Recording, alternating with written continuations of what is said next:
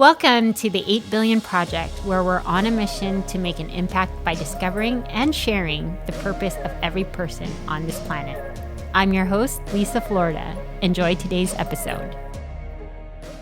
Hi, everyone. Welcome to the 8 Billion Podcast. And today we have a very special guest. Genesis Amaris Kemp is a creative content writer, author, self-development advocate, visionary, inclusion and diversity enthusiast, firecracker, and a force to be reckoned with. She's a woman of color who said enough is enough and is now bolder than ever. She tried to remain silent, but that didn't work because no change occurred. Today, Genesis is readapting to the current times and making some life-changing decisions.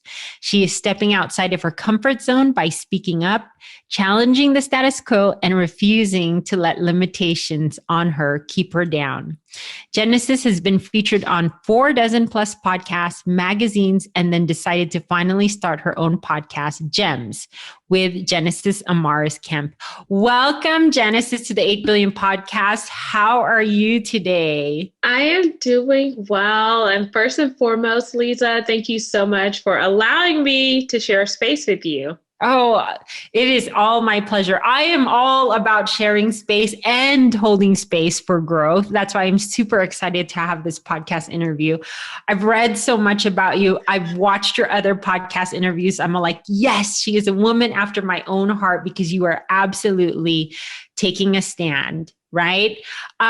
Could you tell me a little, there's so much things that have happened, I'm assuming, from the different interviews I've watched. It seems like you really stepped out in 2020. Is that the year that you really stepped out?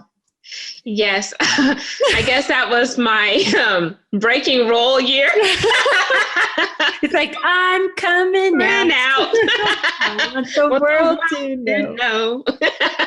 It's insane. My year of coming out was 2020. So yeah, it's yes on all levels. So it was kind of like, the year, because when I saw 2020, I was like, yes, the year of perfect vision, because 2020, and I was like, I have glasses. I wish I had 2020. Right. God was like, I'll show you vision.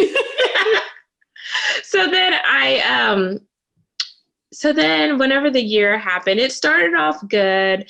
Then what really took me there to those hard spots were whenever the work situation, it was just becoming unbearable. And I just felt like, okay, it was getting to that point of enough is enough. Then the tip of the iceberg was when my dad got sick in May. And then my dad went from being completely independent to then wheelchair bound, which was a big setback because he did everything, played with the grandkids, always helped me and my husband, cut the grass, all this stuff. And then I had to put a pause to be there to help my dad.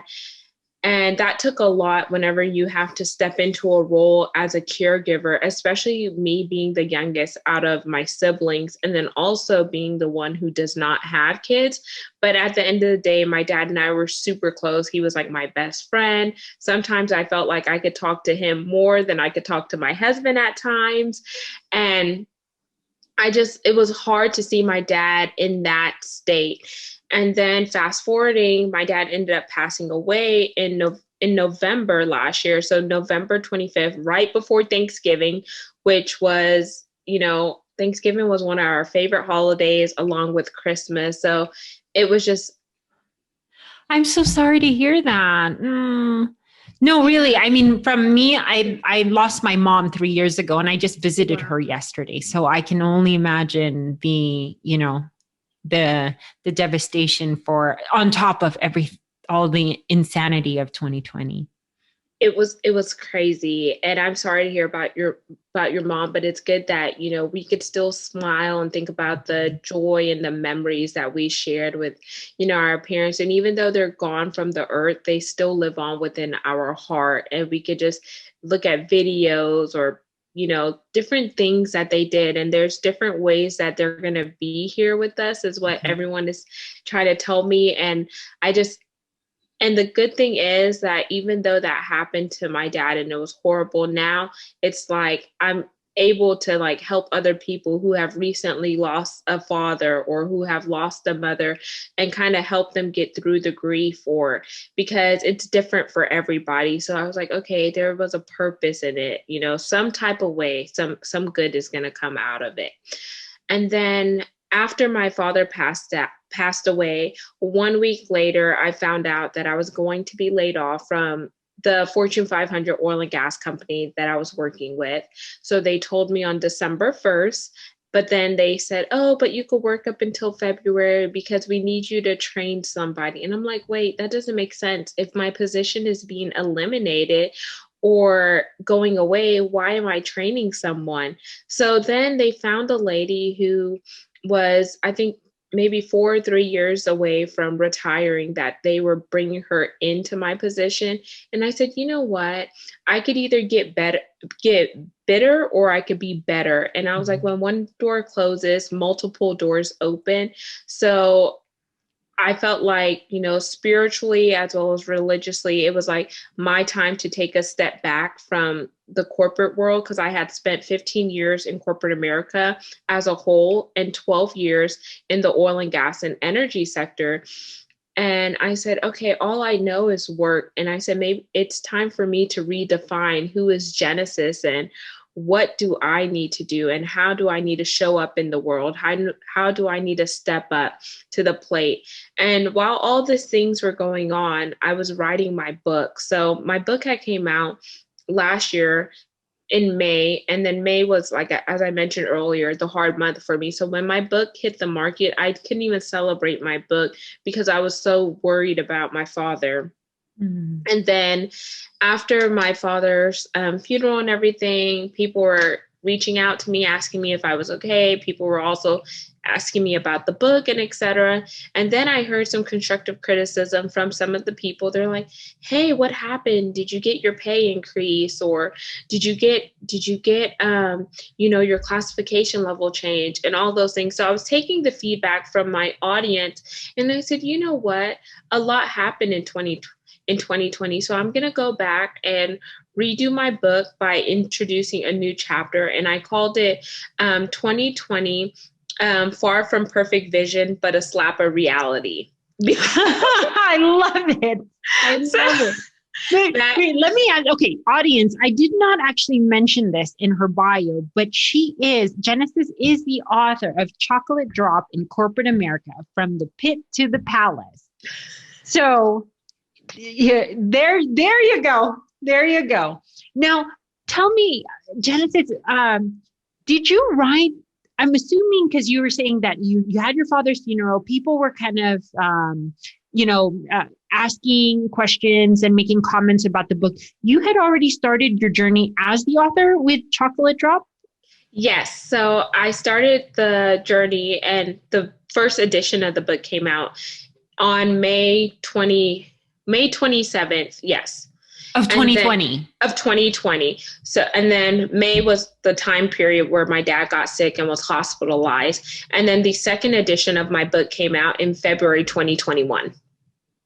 Got it. Okay. Yeah. And what inspired you to write the book? So it seemed as if like you were already, like what you said in the beginning, you were kind of like the humdrum of going through corporate America. And then your father got sick. You end up releasing the book.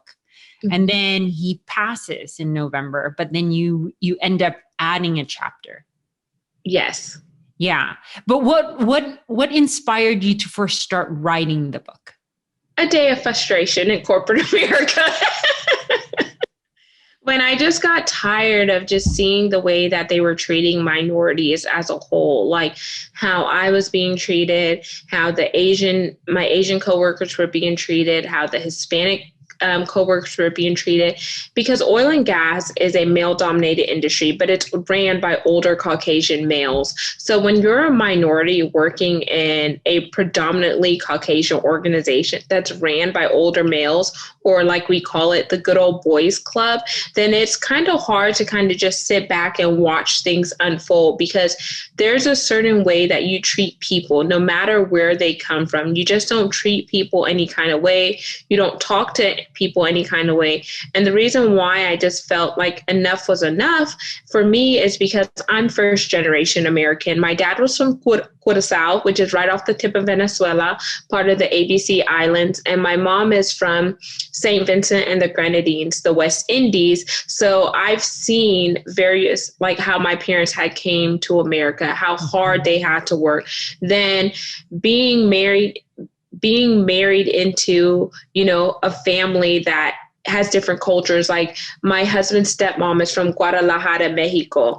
And my sister-in-law is Cameroonian. My other sister-in-law is Indian descent. So we have like so many different cultures. And then whenever I see somebody from a different ethnic background that is being treated differently, I look back at my family and I said, that could be my family member because they're from a different culture. That could be my niece. That could be my nephew. So like, it's personal to me, even though it's not happening to me, but I feel what the other person is going through, because I could put myself in their shoes whenever I see my family and I see all the various colors, the various shades, and etc. Mm-hmm. No, it's actually, you're making me, I'm really glad that this is coming up, and it's so neat to kind of have guests, and it sparks something. And to be honest with you, before I started the podcast, I was live streaming, and I had this deep desire to reach out to, the Filipinos in the motherland. So I was live streaming, and so I was bringing on Filipino American guests, and they were talking. Some of them are my friends, and they were talking about the discrimination they face, what it was like, all the obstacles we had to face. And I know, fast forward, you don't think that you don't think that in this day and age we don't experience it on so many different levels, and we do, even till now, even after the whole movement last year. Yeah. So I'm glad, and I think this is a great time because a lot of people are stepping into their power, into their own right, and having a voice and becoming authors or starting podcasts. And that's what I absolutely love to share on this mission, right? Or on this podcast. I'd like to do that for others. There's a purpose in everyone's life. So let me ask you, do you feel that this has become a purpose-driven mission for you? Yes, wholeheartedly. And the reason why I say that is because I look at other people who are coming up, the new and next generation, and they're very bold, they're very courageous. But then whenever you think of people like maybe my parents' age, the baby boomers, and you see the generational gaps, and you hear them say, "Oh, go to school, get a good job, go to school, get a good job, find a good," and all this stuff.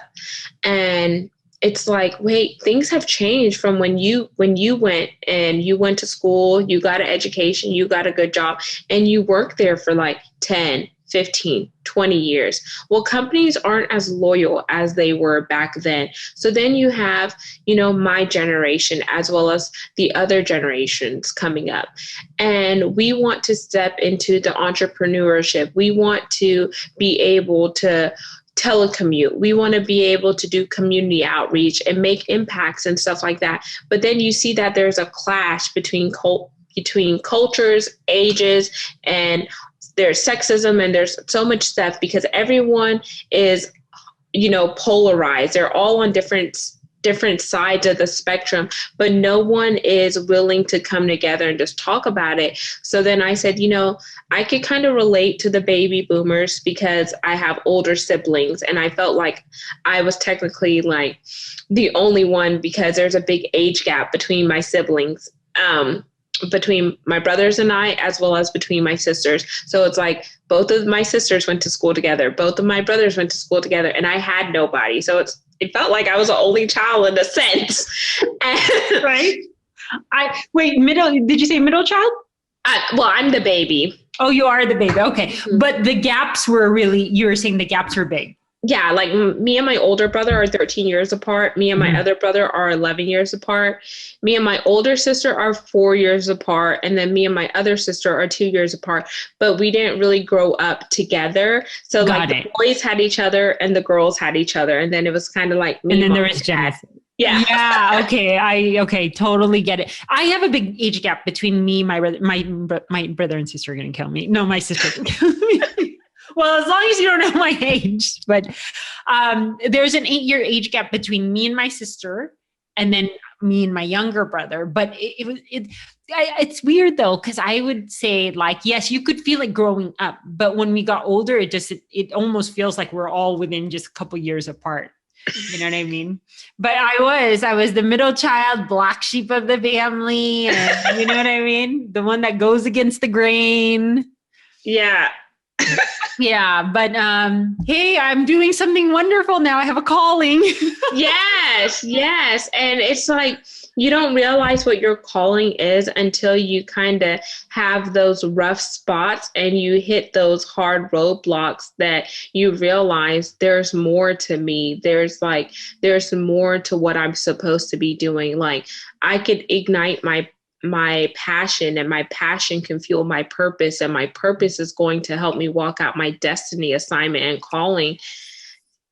But it's like in those hard spots, like if you never go through systemic racism, if you never go through depression, if you never go through not feeling valid, if you go through, maybe some people went through a divorce, maybe some people, lost a child, or there's so many different hard parts, but it's in those hard seasons that you realize there's something more beyond the surface. But when you're in that hard season, you don't realize it because you're kind of having like a pity party, or you're like, why me? Yes. Or why is this happening to me? But then you have to like kind of retrain your thoughts and reframe your mind and say, well, it's not just happening to me, it's happening for me.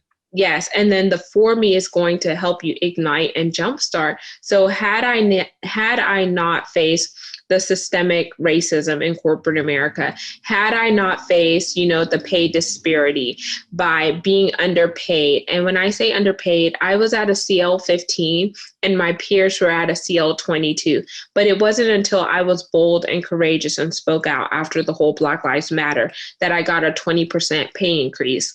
Had it not been for my dad getting sick and I told him, no, I will not come into the office because I have my mother at home, I have my father at home, and my husband. I cannot put my family at risk because you don't have the proper safety measures and protocols in place, because at the time I sat in an open concept. So some people didn't want to wear their mask if they were sitting at their cubicle. Some people didn't want to do certain things. And I was like, well, I don't know where you've been. I don't know who you've been around. And I can't just put myself at risk for exposure.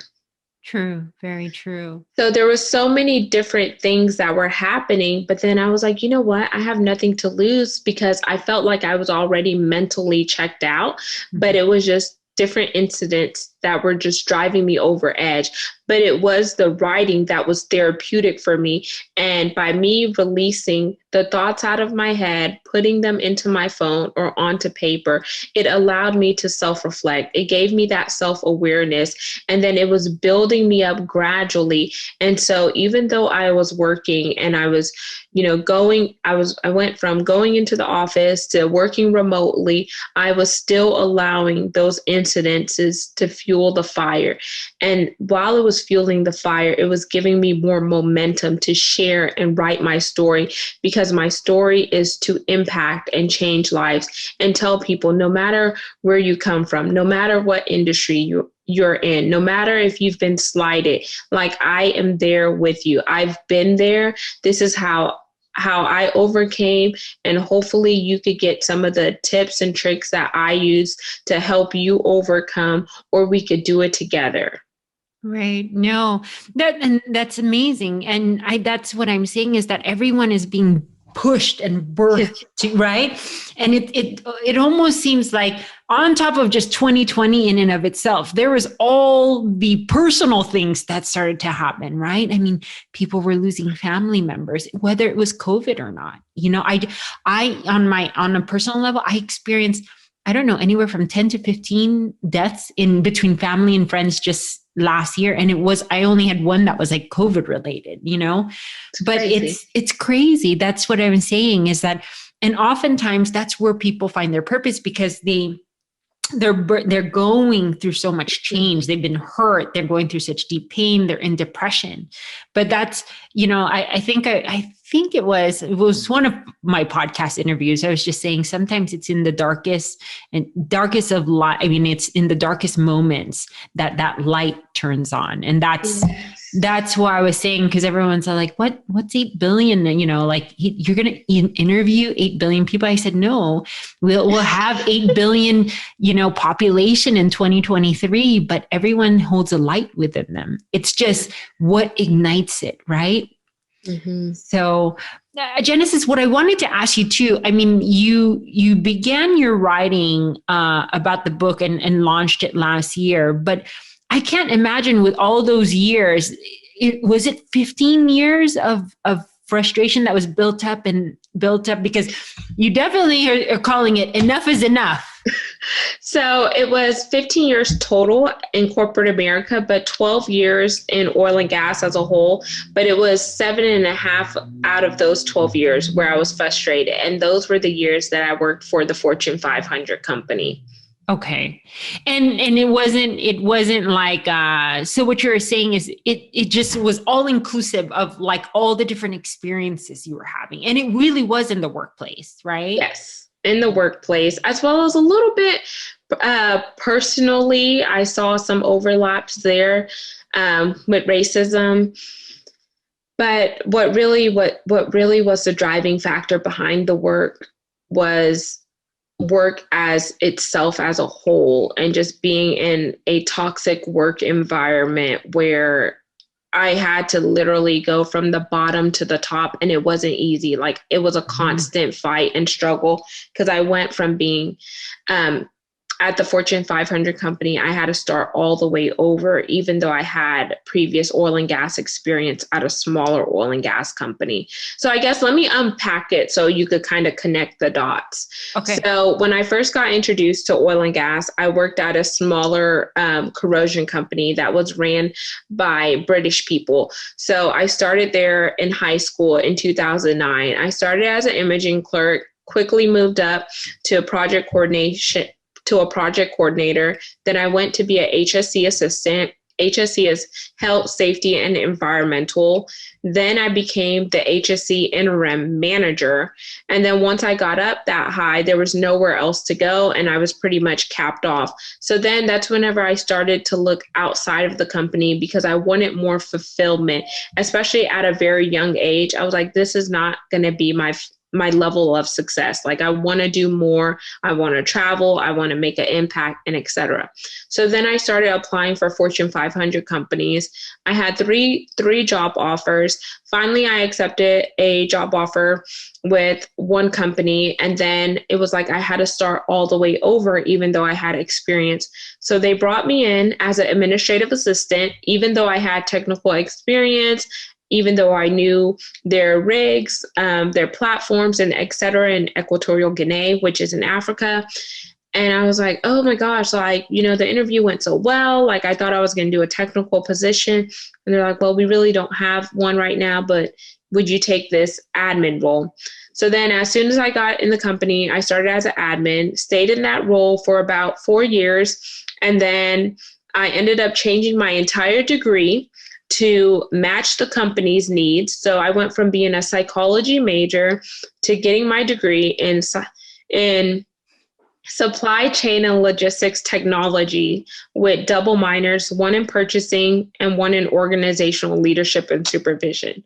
Wow. From a tier 1 school. I went to the University of Houston.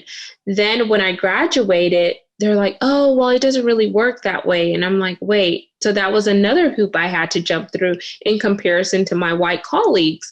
So then finally, I got my first professional role as a raw material coordinator for polypropylene. Polypropylene is a form of plastics, but I had to commute like 2 hours one way to work and 2 hours home. And I went to work in the chemical plant. I did that role for 11 months. And the reason why I only did it for 11 months is because I got engaged during that time to my now husband. So my husband pretty much planned our entire wedding except my hair, makeup, and the dress. He had to plan all of that out? Yeah, because by the time I would come home from work, all the vendors would be closed.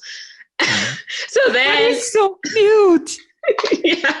He's like, just show up, please.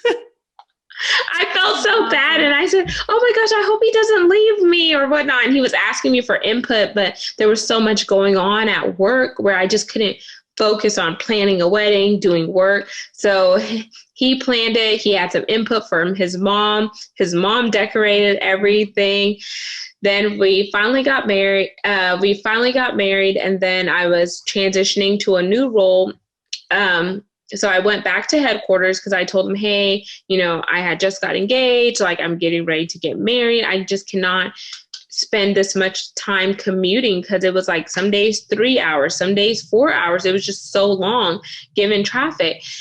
And then when I went back to headquarters, I became a compliance coordinator for trade regulations and exports. I had no background experience in that, and there was no predecessor. So I literally had to learn the role for itself and make the role what it was. Okay. And it was in that role, Liza, that I mentioned earlier that there was the big pay disparity, because all throughout the transition of the different roles, I would get $1,000 increase here, or I'll get like maybe $1,500 there, but they did not bump up my salary from an admin to a professional level. So I was underpaid in the professional level. Then coming up until the part that I got laid off, after I spoke up during the whole George Floyd incident, they gave me a 20% pay increase. And I felt like they only gave me that 20% pay increase because they knew that I was a CL15 and my peers who were in my group were a CL22. So that's a big difference from a 15 to a 22. Mm-hmm. There's like a big gap. And I said, well, really quick, were you aware of this? No. Yes, I was. Okay. And I was fighting for it. And they kept saying, we're going to look into it. We're going to get back to you. We're going to do this. And they weren't doing that. But it was in that meeting with the vice president, whenever he pulled us all together, those of us that identified as Black or African American, there was less than 30 of us. And he started to ask people to volunteer to tell their story about if they have faced racism personally or professionally. Then he called on me. And I shared my story. So I shared 2 personal stories. And I said, one personal story was the fact that I was in the grocery store with my niece and nephew, who are half Caucasian. And an older Caucasian lady came up to me and asked me, whose kids are those? As if I was not responsible to have those kids. I mean, who ends up, I just can't wrap my head around how someone just, you know what I mean? Yeah. That's what I wanted. Like, if I could just like literally scream, but I didn't want to make a scene. I know. I think this is the first time I've ever held my forehead in my podcast, because I'm just so blown away by that. Like, who goes up to someone and just randomly says, whose kids are those? I mean, they don't look like they're in distress or like saying, I'm being kidnapped or anything. And you sure don't look like anyone that'd be kidnapping kids. And are you saying you just, like, you literally experienced this not too long ago, or? This was a few years ago when I experienced the lady asking me that in Kroger's. The other experience that I experienced was in 2019 when my husband and I were going out of town, and a state trooper pulls us over. I was driving and my husband was asleep in the back, because my husband's a chef, so he works long hours. Mm-hmm. And so then I see these lights and I'm like, oh, I know he's not pulling me over because I'm not speeding. I'm not doing anything. So then, yep, sure enough, we were getting pulled over. So we pulled over. Then he gets on things, say, please pull off to the side of the road or whatnot. So we pulled over to the side of the road. Like, I'm over here trying to like tap my husband without making any obscene things, because you know what's going on in this country. You don't want them to say, oh, she reached for a gun, or she reached, or we thought she had something, because next thing you know, you'll have 3 holes in you like a bowling ball. But so then my husband finally woke up, and then the state trooper comes to the car and he's like, license and registration.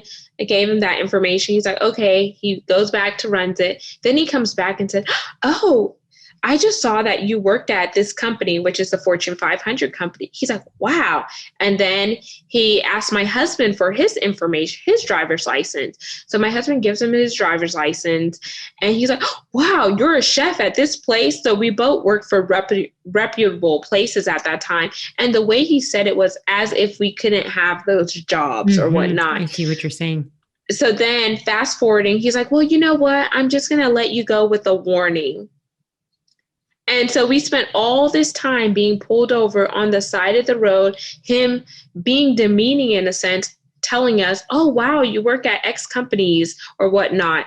Then to find out that he's going to give us a warning. Yes, we were grateful that, you know, we got a warning because we didn't do anything wrong, but you could see how it was racially profiling us because there were so many other cars zooming by, speeding, like to the fact where I knew cars were speeding by because they were going so fast, our car was shaking. So those are my 2 personal stories that I shared. And then my third story was whenever he asked, what about in the workplace? Have you felt, you know, racism? And I said, yes. I started with with this company in 2013 as an admin. Fast forwarding here in 2020, you're not only paying me as an administrative assistant, I'm nowhere near the pay of my peers. And I said, and then there's metrics to show that where I have asked, can I be converted from an OCA, which is Office Clerical Administrative, to a MPT, Managerial, Professional, and Technical. And they said, we're going to look at it. I had my supervisor tell me 2 weeks prior, Liza, that she wasn't going to convert me because she felt like I would not be able to compete professionally with my peers, even though I was traveling for the company. I had 3 global distributors that I represented it, 1 freight forwarder. I had a company American Express card. I was able to use a company car service to pick me up from my home and take me to the airport. I got Emerald Isle status. And I was like, what administrative assistant has all these perks? What administrative assistant do you let go? Do you let travel for the company and represent the company to your partners, to C-suite executives? Tell me, something is not adding up there. And then I said some other stuff. And he's like, well, thank you so much. We're going to look into it. And I think the cherry on the top was that there was 1 HR representative that was included in that meeting. So she heard it all, as well as my other colleagues who identified as Black or African American, which it was less than 30 of us in global supply chain organization. So if that doesn't speak levels, it's almost like a slap in the face. Wow. And it's amazing though, how you're so like, and you're very eloquent and you articulate well and you're very calm. So it's not like you're getting super angry. For many occasions, I'm assuming you spoke up. But now this is what you're saying. Enough is enough, right? Yes. Enough is enough. And so moving forward, I sit here and I know like things you love to speak about are going to be diversity, equity, and inclusion, right? And then we have been talking about all of that, living on purpose, and then being authentically you. I see that you embody all of that. Now, where do you see yourself taking this mission? I mean, is it the book? Do you see yourself speaking? I know you have a podcast, but where do you see yourself? Because I feel that everyone who started their voice, and a lot of us did in 2020, I feel they're just ramping up right now, honestly. There's just like a little bit of, you know what I mean? Like you haven't seen anything yet. like everyone's going to be on fire, you know? Yes, and I commend people like you for just starting 8 billion podcasts, because there are going to be 8 billion lights, whether there's multiple lights in people or whether there's just one light that's glowing. But there's so many of us that have to tell our stories, because I feel like everyone has a story to tell, and your story is your testimony. That is your story of victory. That is your story of triumph. And where I see myself going is worldwide, like global. I want to go into global markets. I want to talk to people, no matter where you are, what industry, no matter what country you're in. I want to give them that fire and that spark that they need, so you could light flames to the fire. Like there's what, yes, we're going to be blazing a trail in the sky. Because there's so many people who have been beat it down so much. They were beat it down by society. They were being beat down by their family. They were being beat down by critics, haters, naysayers. They're being beat down by limited thoughts and mindsets, where they feel like, what else? What else? And I'm like, instead of saying what else, say what's next. Like, come up and be that shero you are. Come up and be that firecracker you are. Come up and be that force to be reckoned with. Come up and be you, and be authentically you, because there's so much that's going on. And I tell people, if I look back, back to 2019, I don't think I would be here, but it was those instances that pushed me, that accelerated me. Just, yes, they hurt. Yes, they suck. But, they also changed me. And now that they changed me, I'm able to be a change for other people, because it's not just about Genesis, but it's about leaving a legacy, making an impact, and paving the foundation for future generations to come. Because whenever I'm called to go home to glory, I want people to say, you know what? Genesis was a force to reckon with. Genesis, she changed the world. Genesis was unapologetically her. Genesis helped X amount of people. Like, and when I ask myself, where do I see myself? What do I want my obituary to read like? What do I want people to say about my legacy? What do I want my tombstone to be? Not that I'm saying I'm ready to check out of here, because I'm not. There's still more in me that needs to be done.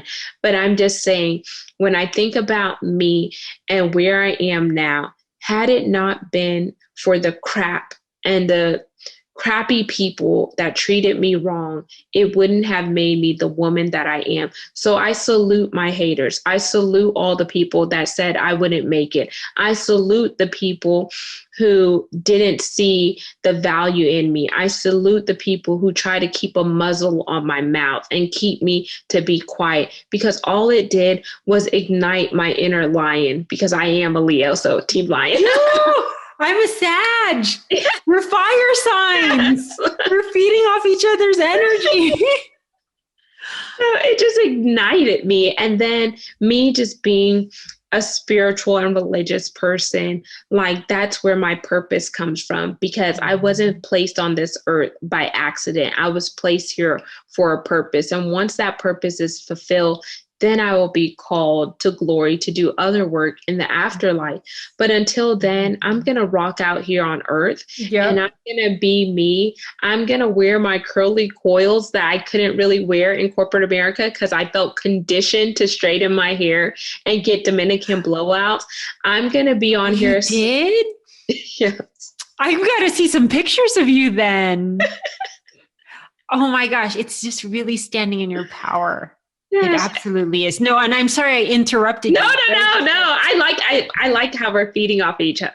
Yes, that's what I'm saying, right? It's just, and don't get me wrong, I was just even having conversations, and we are going through so much change, right? Like, all of a sudden we're shut down. Okay, open up, shut down, open up, and we can't do things, and it just doesn't make sense. Yeah. And so, we've got to navigate through our personal lives. So there's this up and down emotional roller coaster of things, right? On top of the world events, on top of our personal lives. And you don't know how to navigate, and you aren't going to always have those best days, right? Sometimes even this morning, I was just like, I don't feel good. I'm not feeling my best, right? Yeah. But it's conversations like these that I truly enjoy, where you feed off, you get to a high vibratory state because you get each other. You know what I mean? I went Yes. through a lot of pain. My pain was different, and everyone's is going to be. Mm-hmm. But it is that time when you say, I'm going to rise above this. I'm going to have the courage. And that's what I did. I'm going to have the courage. I'm going to turn on this camera, and I'm going to do it for my voice to heal me and to heal others out there. And I'm so glad you did that, Liza, because so many people, they look at us outwardly, but they never know what we're dealing with inwardly, or they don't know, like, what's going on in our home life. They don't know what's going on in us internally, whether we're feeling blue, whether we're feeling down. They don't know that. And so many people are so quick to make assumptions, and they're so quick to just look at you and then cast judgment on you. But I'm like, you're so busy judging people, but who's judging you? Like, who put you on the pedestal?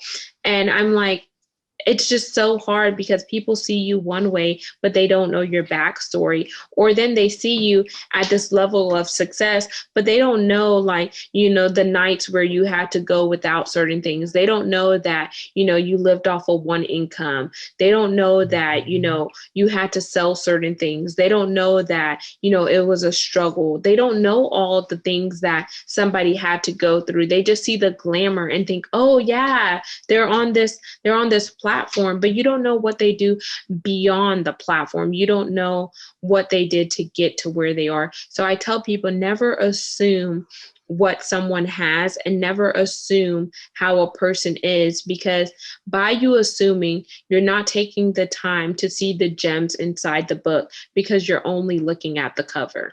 Absolutely. Amazing, amazing, amazing. Oh my gosh.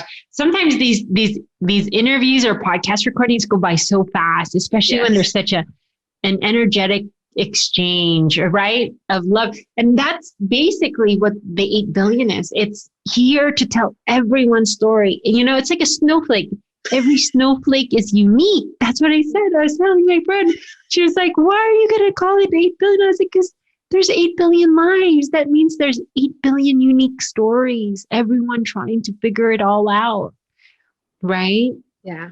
And there are going to be, like I tell the audience, there are going to be good days, there are going to be bad days, but every moment has its reason. And I was even just sharing that with my sister this morning, because we were crying about my mom. We miss my mom so much. And I said, the journey was exactly, it was exactly the way it was supposed to be. You know what I mean? I lost my mom to cancer, and my sister does cancer research, right? So it's big for her, because every time she's given an assignment, she always thinks, could this be my mom that I'm saving? Or could it be someone's mom? And you try and, like, that's what you're saying, on that journey of like being with family members as they're going through like that transitionary time. And like my mom was sick. You'll oftentimes look back and say, could we have gone this route, and could she have lived longer? But the beautiful part about death, and I tell this, and I said, I know I have a very unique way of looking at it, is that when you come to terms with that one time when you need to let go, you realize the beauty of death was it was all laid out in God's plan. There was not, right? You can't buy an extra second. You couldn't buy an extra year. It was exactly the moment. And the hardest part at the very end was just truly accepting it, right? And so that's why I understand the journey of losing a parent. In fact, for me, it took 1 full year to really get used to not having her, the lack of her physical presence. But then as I started to grow, I started to realize my mom's anywhere and everywhere with me. Yes. And that's is that how you feel too? I do, because we still have my dad's clothes and stuff, because it's only been 5 months since my dad passed. And then what I was going to tell you first is, like, I have a soft spot for cancer, because my mom's sister had passed. I think it's been 11 or 12 years now, and she had leukemia. So when I first started working before I got introduced to oil and gas, I worked at a cancer center. And that's where some of my good friends came from. One lady is a breast cancer survivor, and she was, my patient, and she overcame it, and we're still friends to this day. And it was so funny because whenever she was going through it or whatnot, she's like, "You're so sweet. You're so nice." And I was working there in high school, and she's like, "I want you to meet my son." So her son and I ended up dating. It didn't work out, but he's married now, has a baby. I'm married now, but his mom and I are still friends. And I was like, had you not came to the cancer center and had I not had your snacks ready and all that stuff, we wouldn't be where we are now. And there's different days where we'll send each other Bible scriptures, or we're like, "Hey, I'm just checking on you," or whatnot. So when you said cancer, I was like, "Oh my gosh, like I just wanted to give you a hug," but it's virtual hug. Because I was like, "Oh, that's one of my sweet spots. Cancer, and then lupus is my other sweet spot." See, you've done amazing things so far. I'm so glad. Enough is enough. Yeah. And we are all going to use our voices. Again, like I said, these podcast interviews just blow by, right? But I know you're only blazing a trail, and we're only getting started. So from one woman to another, right? But it's not gender specific, right? But a lot of this is, it's a lot of women stepping into their power, right? Their divine feminine, I should say, right? And like, you definitely have made your message clear, but let me ask you this. I always, randomly will ask some of my guests, if you had the platform for just a few minutes and you had the undivided attention of 8 billion people, what would be what you would share? What would be your words of advice, or your, some parting words to them? Let me visualize it. I see my 8 billion people out there. Thank you. There you go. I definitely want to encourage you all to never sleep on your dreams. Never let fear get the best of you. Instead of thinking about it as false evidence appearing real, just face everything and rise and be who you were created to be, because somebody needs to hear your story. Somebody needs to have your invention. Somebody needs you to smile, because your smile is going to radiate. And just be who you desire to be, and don't change for anybody. Oh, I love it. Oh my God. I'm just sometimes those things make me tear, because it's just like, I think of every word that you say, and it's true. It's like those small moments you have to embody, and you have to, you know what I mean? You have to step into. But Genesis, I saw my 8 billion people out there. I know. I was like, is she channeling right now? But I wanted to ask you, Genesis, if anyone was interested in your book or would like to get to know you more or contact you for a podcast, how would they get a hold of you? You can reach me on Facebook as Genesis, that's Genesis, Amaris, Amaris, last name Kemp, Kemp. Same thing on Instagram. You can email me at genesisamariskemp@gmail.com. And for those of you interested in picking up a copy of Chocolate Drop in Corporate America, From the Pit to the Palace, the book is available on Amazon for $13. I have a Kindle edition only available for the first edition though, and the second edition is in bookstores, Barnes & Nobles, Books A Million, and some of your other brick and mortar bookstores. So I would greatly appreciate it. And I'm looking forward to hearing from all you, because you're all amazing and great, and you have so much to live for, and you are just getting started. Well, there you go, guys. That's the best way to support Genesis Amaris Kemp on her mission. But thank you so much for sitting down and sharing your story here on 8 Billion. I know you are good. This is just the beginning of you impacting the world and inspiring so many to step into their power. So thank you, everyone, and stay tuned for our next episode next week. But thank you again, Genesis. You will always have a place here for your voice. So always remember that. I'd love to have you back anytime. Thank you, Liza. Thank you for listening to today's episode. If it's moved you in any way, please review and share your thoughts or text me your thoughts at 949-247-2800.